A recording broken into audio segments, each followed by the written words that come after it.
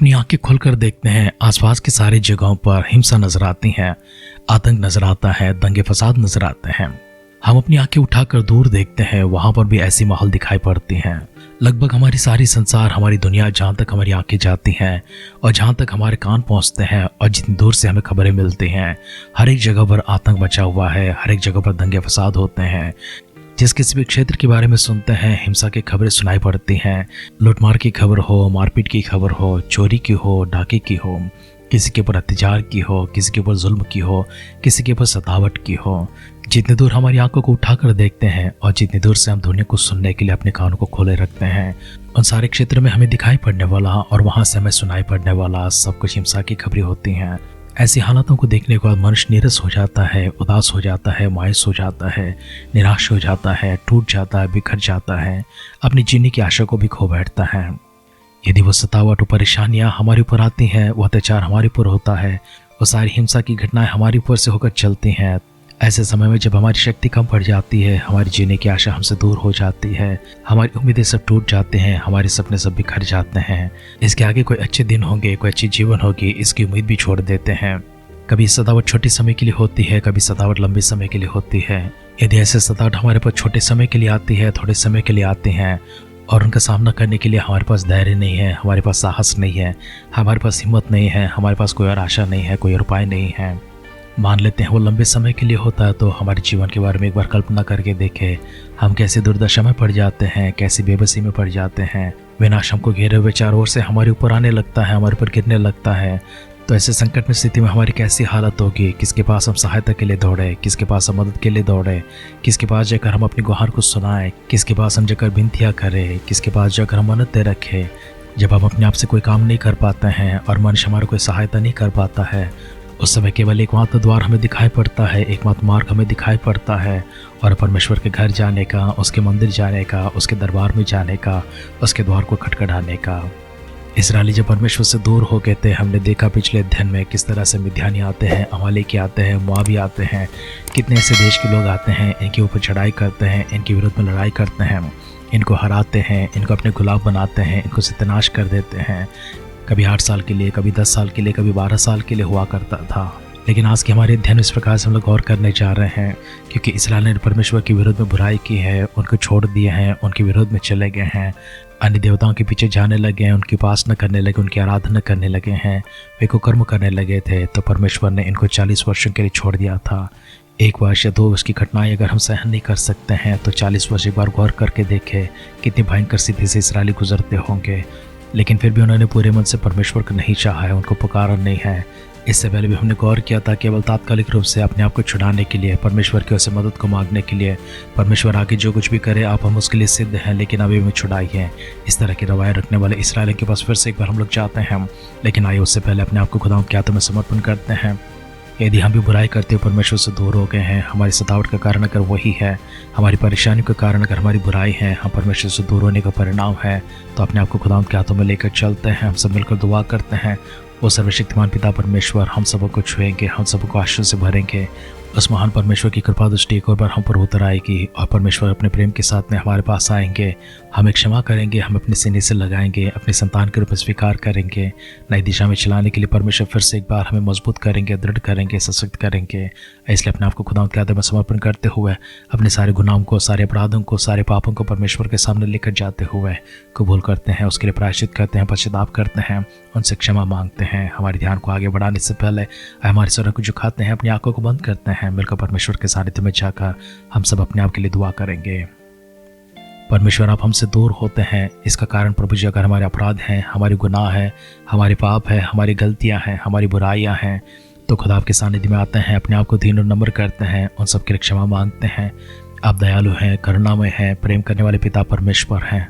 हमारे सारे अपराधों को क्षमा करते हैं, हमारे सारे अधर्म को क्षमा करते हैं, हमारे सारे प्रभु जी गुनाहों को माफ़ करते हैं और परमेश्वर हमारे सारे पापों को परमेश्वर आपके पुत्र यीशु मसीह के लहू में धोकर शुद्ध करते हैं।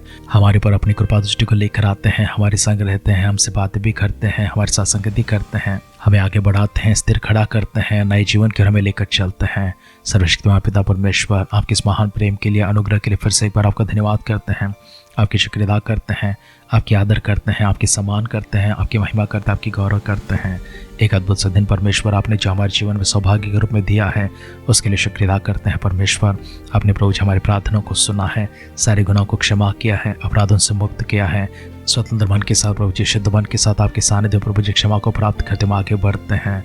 आगे के समय परमेश्वर अपने वचन के माध्यम से हमसे बातें कीजिए। सारी महिमा को, गौरव को, आदर को, सम्मान को आप स्वयं प्राप्त कीजिए। सारी प्रार्थना को परमेश्वर सुनकर दे उत्तर के लिए धन्यवाद करते हुए हमारे उद्धारकर्ता हमारे प्रभु यीशु मसीह के नाम से इस प्रार्थना को मांगते हैं।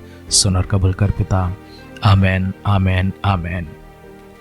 आध्यात्मिक जीवन की दैनिक खुराक सुन रहे हमारे सारे प्रिय श्रोताओं को, परमेश्वर के प्रिय भक्त गणों को प्रभु यीशु मसीह के नाम में प्यार भरा जय मसीह की सुप्रभातम और शुभोदय कहते हुए हम सबका मनपसंद ध्यान केंद्र आध्यात्मिक जीवन की दैनिक खुराक में और इस नए दिन में आप सबका स्वागत करते हैं। हमारी अध्ययन न्यायों का ग्रंथ 13वें अध्याय में चल रही है। आइए उसका पहला वचन से पढ़ते हुए हमारे ध्यान को आगे बढ़ाएंगे।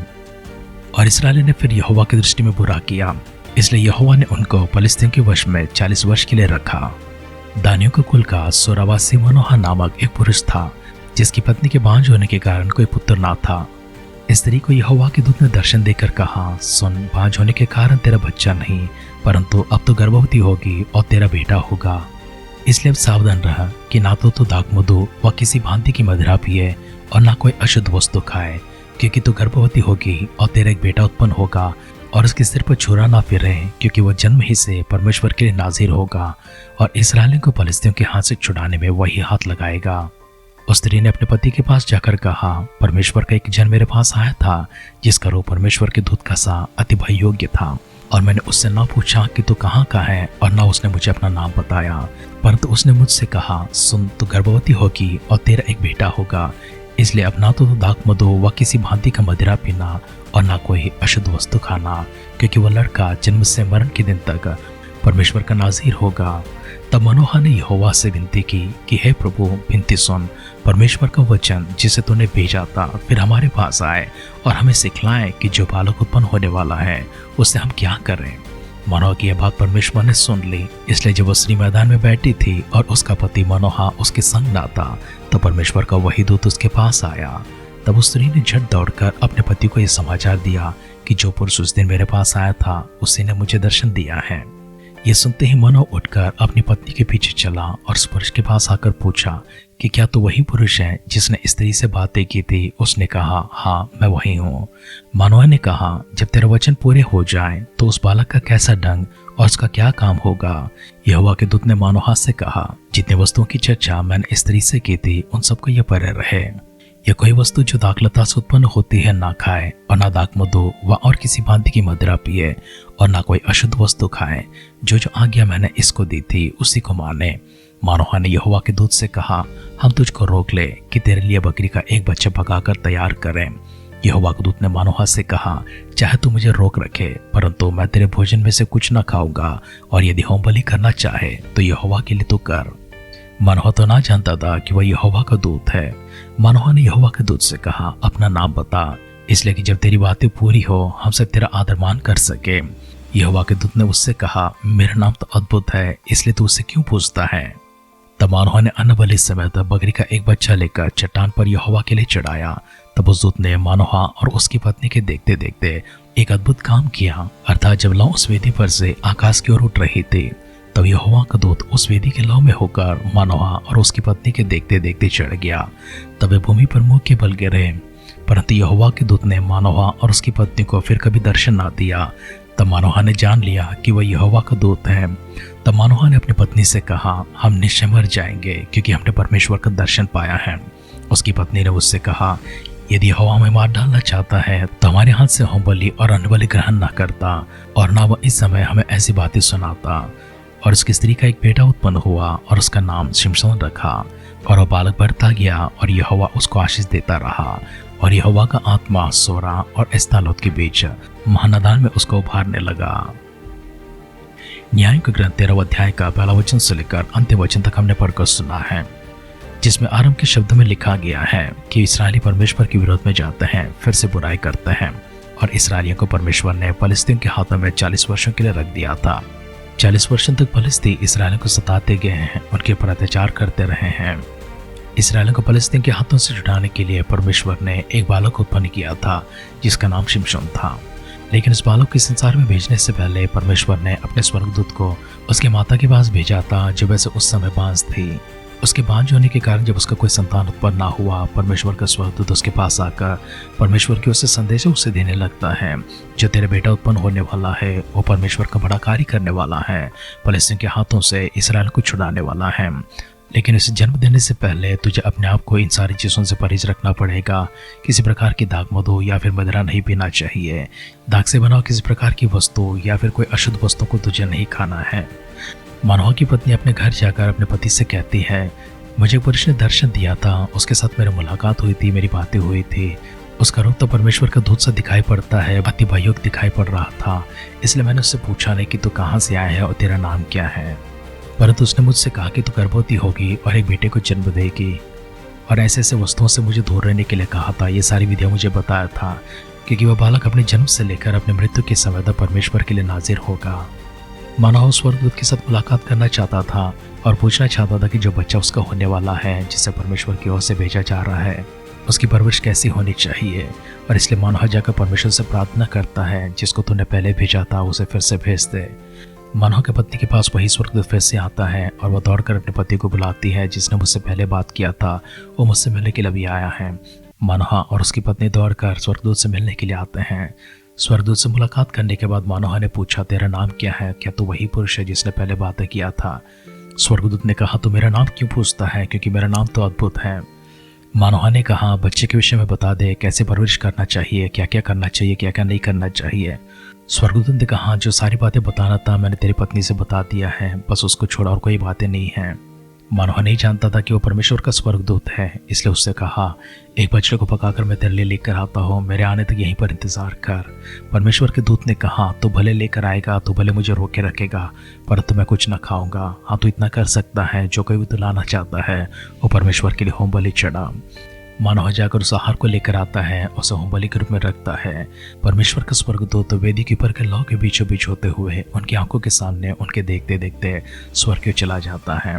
उसके बाद उसने मानोहा दंपति को कभी दर्शन नहीं दिया, जिसे मानोहा जान चुका था कि वो परमेश्वर का स्वर्गदूत है, और अपनी पत्नी से कहने लगा, हम तो मरने वाले हैं, क्योंकि हमने परमेश्वर का दर्शन को पाया है। मानोहा की पत्नी कहती है, अगर ऐसा होता तो परमेश्वर हमारी भेंट को क्यों स्वीकार करता, हमारी बलिदान को क्यों स्वीकार करता, और हमसे ऐसी बड़ी बातें क्यों करता जो संभव होने वाली है।